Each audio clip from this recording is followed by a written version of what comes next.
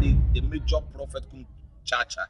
On say me catch was say bomoden na hwe too much GH. On say me kan ye nyene bone pa na kase ye pe wo wiase ya asonde asonde ti na Adam wo hu nyame ye no nyam no wo hu ne ma bi a wo hwehwehwehwe e wo other place ni ade kat won na bomoden na be hwe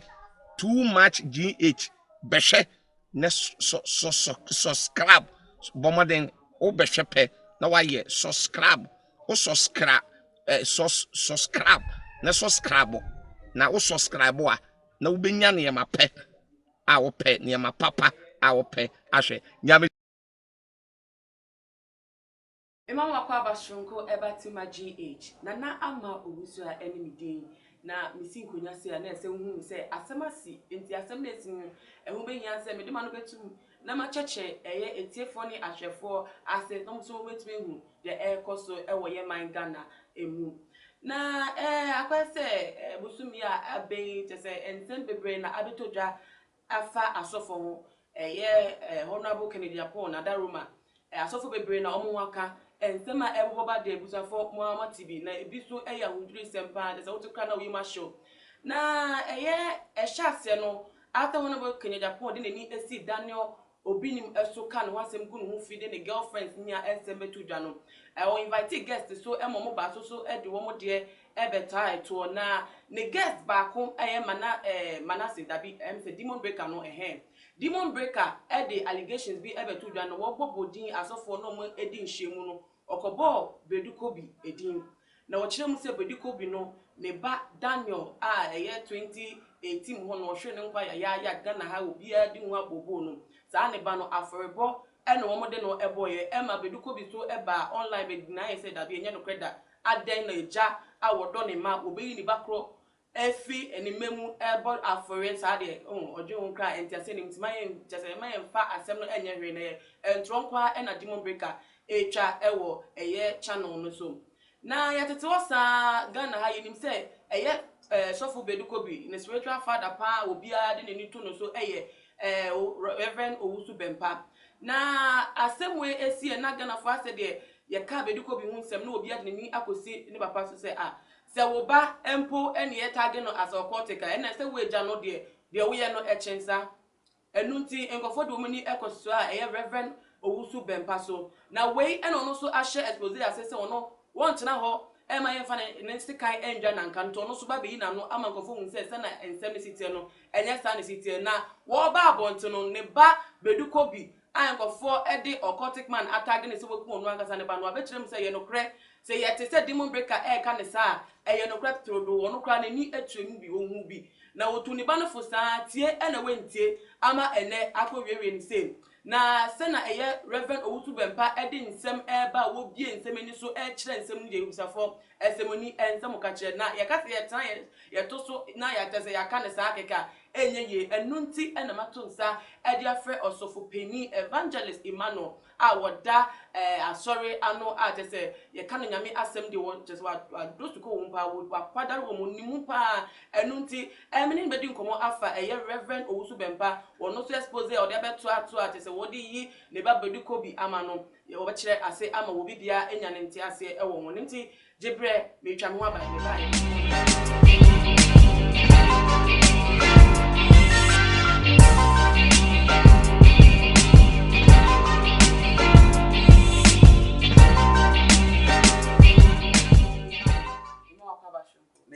Aba apom te se yami adomo ye e da twedi am fase asafo mba ho te se asafo ma ho ye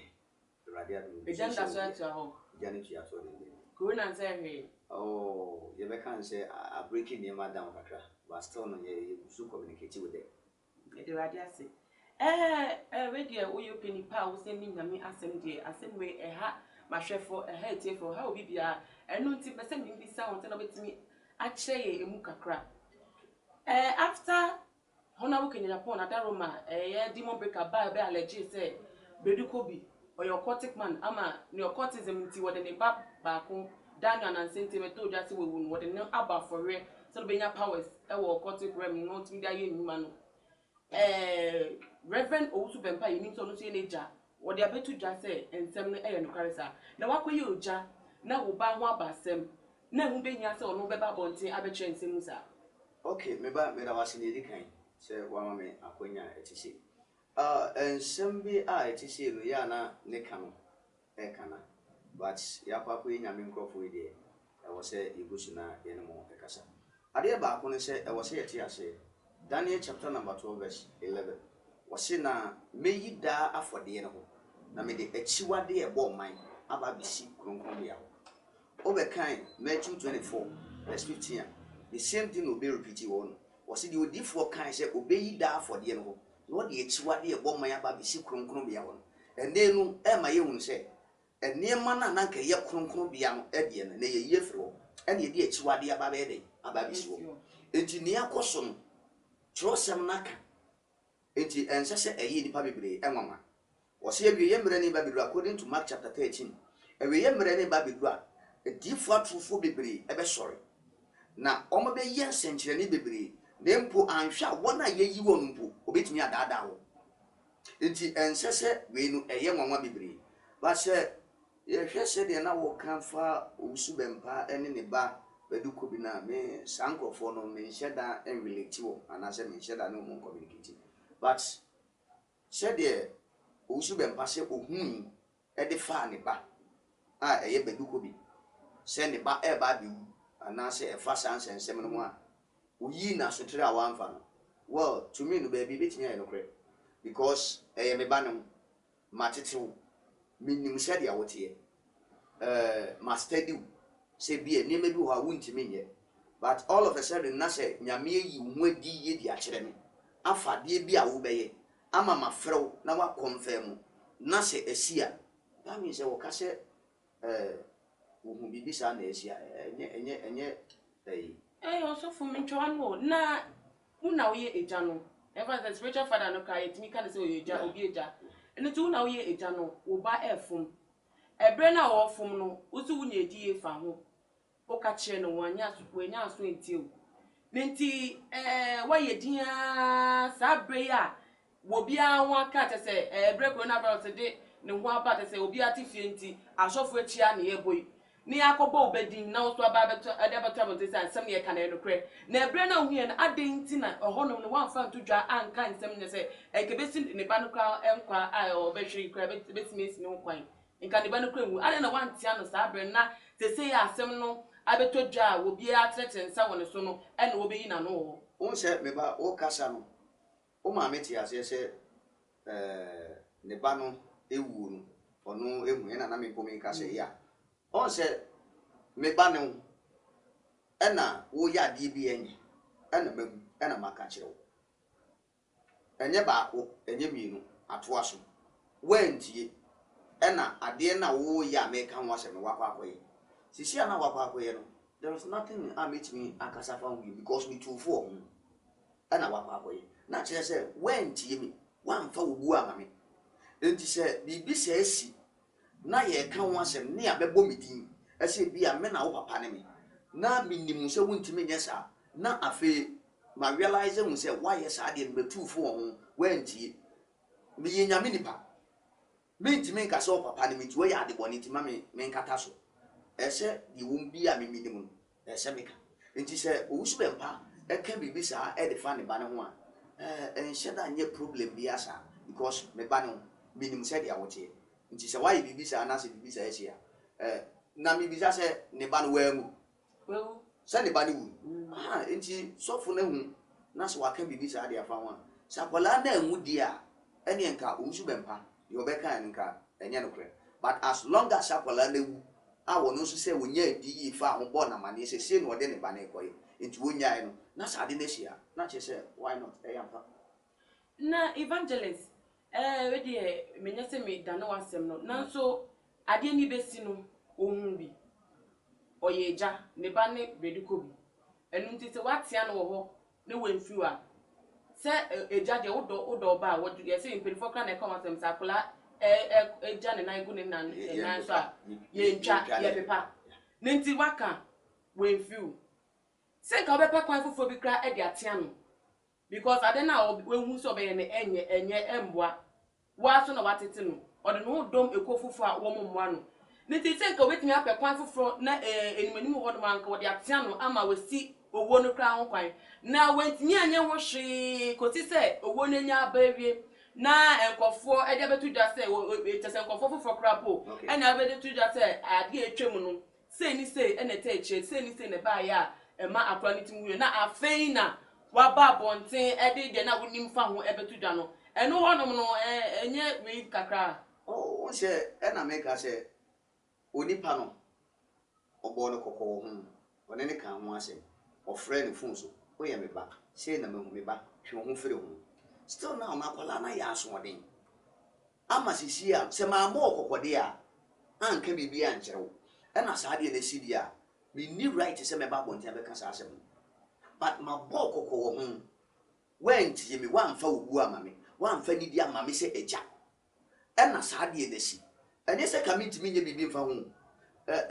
menu aba se wo kinkan asɛm no te se wo se okɔ se ka ebi a oje pene ba ya nko be bɔ mpa ya makola na kra hwan de ato enti wan fa nidi ama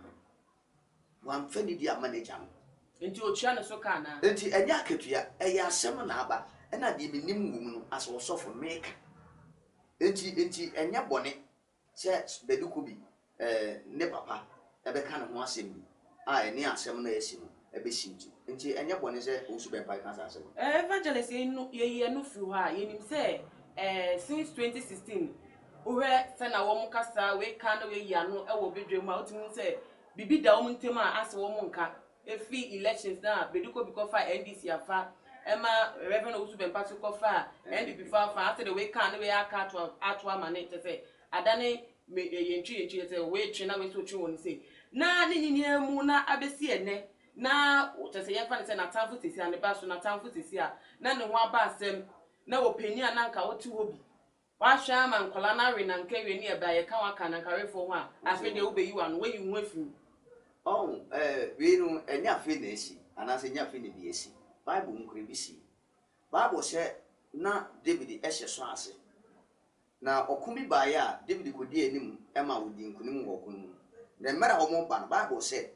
na ye bo David se David yakum mpempem so akumapem saa de no e de entokwa kese eba beda wo mbienu ntem na so try ya se obekum David enti enya afi na ebi ba be de ebi esi dada but the reason na was here ase ne se enye se watena se aye nhwehan amenkwala na we nanka ene ye kana ka ho wampia bonten anase wo de evans wampia bonten one ne ba na nkasa wo sunsum ase anase sumu ase amma kwala no eni amma ne ho se de me papa frem ya ka kire mi eye no kure mi anso me gitum se eye no kure ma anya wo bibia ana ma nkwa ma me papa no anka wo bibi na sia me papa no enhye me yere me bono subo sesia no wantie wa be ya maso because the see kire se wo ya maso because e wo papa wo ne wo abusuaman so kra na papa Exp0sed me ba bra ebi sie akola na waje ne niema nyina efiri ne papa nsema wo ko ekobo ne bra a bra na anyi yi obai ne papa nsa ye be eche enti se nka wo papa hu bibi na wa frɛ se me ba bra na de emahuni ye nso bia ena wo ko ya eno ensa wo so fudie no ena no nso a ente wo members so ena no ente wo difo na wo ye ne so enti one obuo ene edidi ena wan fama ne software ni ena we asofo wo Ghana ha most of them asofo get one omo emfa obuo man penfo eno na but wo ko so ba fo mo a oyo software ni enti asofo ho nsem a etwagu sa 2020 no me sofo pani aye friend say general election usu echa out that authoritative kingdom chapel o kan ho nsem 2019 ye be 2020 omo ne atinka TV e kan ho asem omo ko interview no no office and o ka say 2020 asofo nyina yi na ne ebesi no eye asofo atrofo adifo ene asofo papa no ebesia na eno ebesi okwa atinka TV sisi omo betinya bo video ndi ama omo ta abokora enti ne esie no ehun commission e by 2019 a ye be 2020 enti enya mama say ye ka ho asofo ho nsam besie Evangelist papa ma eya den na koso ma asofo nketwa won sorry etia o asofo mpem because o sha asofo nsem abeda abonti a ye ka ne bebre no komu yie pa enketo na na yi omo man Mame me da wase ene wase ma o de ma. okay Asofo nsem ne de dey pa. But on say ade a ya pa ne say me mommy sofo di. okay Na me ne ye adwuma che almost 13 years. Me bank na afoforo na enkom hye bai no hu mi. Na so we rade se woni me ye adwuma. In fact, me je pene ene ne ye adwuma. Be bia meko bia papa e be frɛ bibia no. O se me make sure say na apia wo no. Me ye de metumi nyina me intention ne madwene ne se ye nyame dwuma no na epagya asɔre ne pagya ye mienu anase woni di nyɛ dɛn emfa nyame. Wo ye me ba a wo hyɛ mase ko radio so ko preach wa ko preach enipa aba enipa ne ba ye no at least o ma be bo afɔde ye nya kakra me ne wo every office wo no an bibia ma leko me ko wa ma me lolo fe wa ko tuya se me ko preach wo radio so wa ma me lolo fe makwaba enipa ba de beto offering kakra nka le se ka suffocate wa me chefa kakra ye e wo but ama enti chefa na mu nya na ma mu yi ma me ba me dofo enti at the end of the day we just say suffer se wa warrior mu okofia e de no okodi because se nko be ko be bia ko e 1 or 2 tin de nya kakra wo be dia that very day wa mananko okay so what must say and na ye asofo nketwa no ye ke dwuma kese no a ye na gina ye so ye ntina me ka sa me dofo hwe se sofo ketwa ebi a wona wo sofo mo ye asofo nketwa mienu sofo pani ho e ka ho miensa sofo ma me ka ho nan e na asore no e gina mo so sofo ketwa belidi wo se sofo ketwa belizi places sofo ketwa ya wo sa be kenka bible sofo ketwa ye e ba ne se adanse bi aba na sofo ketwa magigi ho e ma adanse ne nyeda sofo ketwa ya na e ba be wo sofo be ba afi no be bom na ne akese me sofo na me bɔ ne na ne pa nti e ba sha me beto me timi to nwuma ansa no be ba wa ye waba na obeba se ya emena ne amesa no ma me wugina ho a e na aye member waba obeka se sofo no ba ya o problem ni nyina ye so what must say my yes adwuma we nyina ya sa de nkom sha aboso what you say enti ma ye adwuma we nyina me dofo na boso me aso na wa ma me hwea at the end of the day time na must spending for the whole month no me den ma hwe me yire ne me then me try balance school fees uko se uko yes of kita kan ni se esom emu na uko enye se uko je aketue bi me dem pa esom obedidi obenom obehye so what must say my best of keto awo ase me nya adwuma me som ebi kwa me si wo ntade me to wo ntade me pepa wo shoe ya ba sore kura no obenum nsu a nsuo ni kita me nsuo ankese sofo isi wo platform so na wo awatam no nsuo nsa kita me sofo keto masande ya bere wa be wo me di be bere okura gu nkotodwe papa ensuo ni na me di ama we nyina ye osom na wo ye som na wa anwene de me nso me hye ene de me dia da bia wa boteme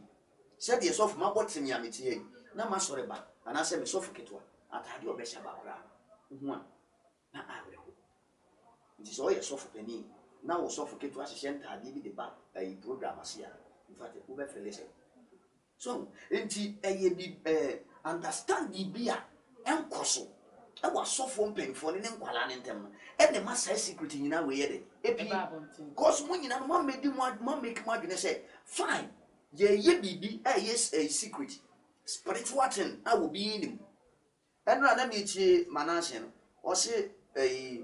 what do you call it eburuka or mix powder no my friends say spiritual powder or no na mix powder with the secret no onim de yakoso enti se we yakwala na bibi no opia bonten no so obegu ani mu ase he know the secret obe review and there is matter na wait me aya found enti e was say asofo mpanifo no when you make the suffocate to be dum wa kura ni yi because at the end of the day me can kire me sofo me money din said me kan and they when you I'm telling you so who videos is here wo e wo mo yi so mo platform is here so who me video obe shocking because o jame kwan wan kan kira asoro bebia ni we nyame kwan with even 1000 Ghana 500 Ghana 1 million empo ye jame kwan with we no one so sorry Sunday na was here ready some family say go so nyame kwan eno anu ana odi mo sere go so asore ba ni bie nim de ekoso eti afi na koye e wo mo ntem sa ade na ekoso unji de say train na be show den say wo komema eni odin e wo bibia wo kon ya me eye me de mabamu emu okay eti one of the church member be na sorry na say papa dia wo ye de wa wi abe no hu mere bi o because softly ono ne kita sorry woni wa wotimi preach kama wotimi tutu ni me bia bra wo maaye enti unja ne kwa ba this time enye fair kalis boy amane ne mfa bibi kura anye de embere wanye enti sisi ana wo hu se obehu na me nam radio station we na me preach me papa ba ko ye apam TV papa ni ajima obehu me na me wo ho me ne yere kura ko hia wo hoda na wo hu otisa ansem no a o se da kura ma asofo ba me fi ebe hwe me bobrim ene metibia omo banso a metimi mo muska no mo de ko so what I say to who say am ni nyina na who say me ba na my mistake and that's sorry I'm telling you ego evangelist ye fi ahonom ni ensambra de ekoso e we man musisi ano akwen se na okay 2020 enkonhye ne ba ene ya enkonhye na bin asofo ho kire omo kire ba na omo ho kire mu nia no so no Exp0sed ebi susun se nyame din ye twene form because asofo enia no omo da sori ano Exp0sed ko ebi mu asori ekoso mo ho na ye ka nyame enko a wasem te ne egom ho fi nyame din na na de twi atechemu nenti eno sa no na ewiasefo se ni akonya twi asori no na de empa na ekoso nyame ni gide ekoso no ho we no mo nya akonya ewiasefo nya akonya se obi asori a asori eden asofo ni obi aka ensemfo afa asori no ebere du a onyame yi de enya ni nyina ye de efrim Bible say okuyani bi na kodo afu na bra mu kodo afu ni bia no bae ni wiye eno bae no efifiri enyini na omo se Bible say omo ko hweye no na ye due bura fofora ye de efrem na okuyani ne ka say montwen apafo na se otwa bere ne so a ye beyi ni nyina de aye de de efrem na ne ye de ne ye twa ye de akofi enti edrum bra wonyame enso ne so na wayi omo a enye ni nyina ade efrim enti we no ene bema wiasefo kora omo be sache omo adwene hu se Kristo ka ho asem se awiye mre ni Bedu a adifo atrufo bebre beba omo di midi beba aba be sem koma ka se mimi Kristo no na mo hwe no bi anye den anada enti se ne ma we nyina ekoso na eye braso ade ama agidifo bi ani wiasefo bi ebe hu eti adifo atrufo no na wona twe ho afiri o mase na o makọ ba bia Kristo honhom ye de ewo because Bible said the Kristo asoma no o ka wono ewurade asem enti ne ekoso nyina no se esi ne nipa bia ne ye de eda ho enti die wiasefo ka fa Kristo som asore ho no ye hwe Muslims ya Muslims say me doubt ne me bi kire say one yetimi obi osime ye malam no wasan sekete kete no ho no wo hwe obi wie yesunsun mu ne mama ne wie a no asa de mo mankobo no opigenya ebra wo se wo tumi na tumi no nye nyame na de ma wo kwaji firi be enti yentimi nka Kristo ko anwo asem ni nyina yi nyamesom ba nyamesom no eye dan a kwabi mensa wo ene fie bi anso mensa ewo enti se ewiasefo teki we se asofo ho nsem aba enyom nyina na mfunso wo mo ni mihie me ye nyame adwuma me ye ni yi se men kwaji eduru na me yusu nyame tumi e de nyame adwuma ejina me so ena me ne ye ena bi ma wo hu se me wo firi nyame an so wo firi nti de ekoso ni nyina me nua ba ensese ehe Kristofo ena na eso mo ni da wo hu de ekoso ebi so ka se nyame asem no ye se Yesu dinti asofo no ye betwe ma babonten yegum hu fi yegum ni asem nti ade ekoi wo mo ye bom di mpo no mo mpo na asesdo dom so se o ye nyame ba because o mo na yegum hu fi o mo yegum ni asem because Bible crack say me din hu nti ebegum enu asem ye betwe mu bi akọ eye ebedefie ebetoto ma no ni niemu no nka ma no tumti wo mu asese a wo asema ba no kofo bi ka se no mo asema ba yin kwa de na pata se wo mu no ye edifo papa na wo maka no se ye nsuro mu because wo mu no metima ye edwuma acha de se obi etimi hu asem enka eno so de na odwen fa ho okay eno de wo mu sa se Bible say eweye mre ne beso a ye de mba ko gina amradofo anim ne di mu asem na munye duru ho a monwendwene de mo beka na me awurade na ma mo de mo beka ewo eye no kure se omo ka sa ansem no se edifo wo ye do be ba bonten ni sa ne ma mami me ka se minim nipa bebre akwa asa asofo ya ye bo mu di nipa bebre akọ na omunim de asofo na nkasa ye de eye enti de omo kan ene ne ekoso no me makosa asofo ni bi hoda ena mahu de bibia akoso ene de omo kan ya me hwe na set sa ese me ye de ese samadene okay so what ma say enti we no ye ntimi nkasa ye ka omo asem ti na chenchina mo firi nyame ene ye ntimi nso nkasa ye ka omo asem ti no na no so mo mfiri nyame e wo se ye ya yakọ hoda ye do mo to nsene ani na ye we wo ni ye hunu se we firi nyame ana wo mfiri nyame ye tell me be say asem we ni say ye prophet Nigel Gaze ono so ye do for kese pa Ghana ase o da betu ja say nyame yi oso anyimemu ecret no na yakopon fa ne ho ko apie mu ewo oso anyimemu ohun se wo sofo ba ko Ghana ha ya kana sem aboni di atwi na se wo fom nia te say ye gu no fikire ne sa no wono ewo heavy honom na wo mo aye mmom di a mo ye te say mo ka brofo akese wo mo na mo di ndi obi ebuom so mo na mo ye nyame enko ankasa no wo mu bakompo ni a ohun mo ewo so anyimemu na obodi no bo Bishop Daniel Obini na ye kan so Exp0sed utu se ne kese ne pa esi Bishop Daniel Obini so na obi so ono so yeso fa be kan sem se no enu nti na me bisa o sa sem se ebetima ba ne se ye kan Kristo din ni etwi no fom na edu bre awiasefo wo me ka Kristofo enim apestiki o ma na sa na mpese me hu me da sin chire mu kakra ne se obi fre ni nyame no na obi anye dey enyina ho but you did for fine and wa be kasa ye ntimi enga se de wo kan enye no kre but ena me di kan kasa dua na ba no ena ye di be hu dua bro e ba ye ya ye kasa da na obi ni mu asem ensem amanfo kafa ne ho ehu me che kwase ye se wakode di pant akose Kristo ba ye bi ensi so what ma say it is a sane ma we atimi asia ensem a ye kan no ebe de no bi gina bebia wontimi enye dey enye ntu so what ma say bofo bia ma asase so da o makra meje ni penim ko what ya say na de na yesime ye bofo ma ko sunsun ebe bi da me tie the program bi yese oda na ediane a obesore da oketeso fabra soro ne mompaye sane ma we nyina e ge bi efre me wono odi wachi wose me di wachi ni yoko gali me sorry na da me keteso na me di abase bompaye we nyina it doesn't make sense it is a bit sa e koso a edua na ba no ene be me ye di dua timi ba emane ma emane nkrofo kan enhawo e wo se isi enisi Evangelist fa waseme twatokra efa de ya ka wonsem nya etudwana eye tie for still no madwen yo mu minim no mu de ekoso okay me ba obi bia wo tie me no me pese won tie ase se Kristo sum no e wo se ekone sa na eyenkom sha onyankopon ahyede ato no ya wonam Kristo so ebekan enti se uye ogidi ni mapa na nea ekoso we no enne be ma wani adawo ehunu se enye sofo bia a wo bonyamedin enkwa ne firi nyame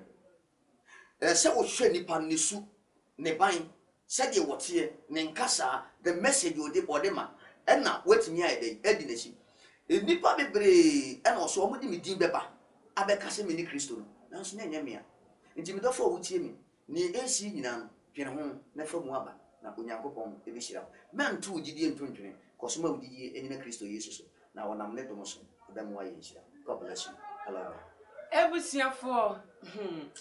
ya kenya de ebi mi usa na me kra me nye no ense na me ka no kra mi usa na me kire mu eno nti wo so de wo hu wo mu no eye moye bia anase nimde bia wo fa wo bia anase de wo pese wo bi sakra betimi e de atudwa e wo tuma GH comment section na ha na mmerɛ bɛma yɛ kwan amede dwumadie no esi wobɛtumi afollow tumagh ɛwɔ Instagram at @tumagh_. Medin ɛde Nana Ama Owusu a makra mo. Yo. Too much GH nie. Ghana for ahwɛfoɔ etiefoɔ. Nipa bi a won subscribe ɛwɔ too much GH no. Subscribe wɔ na ehintasɛm. Ensɛm a ebuafa ɔman Ghana so ɛna yɛde brɛ mu. One God nie. The only one God in GH. Ɛhɔ ɛna de bia mehwɛ. Abrotiefoɔ ɛne Ghanafoɔ. Mo a mo wiase afa na ina. Me recommend ɛma mo. Too much GH.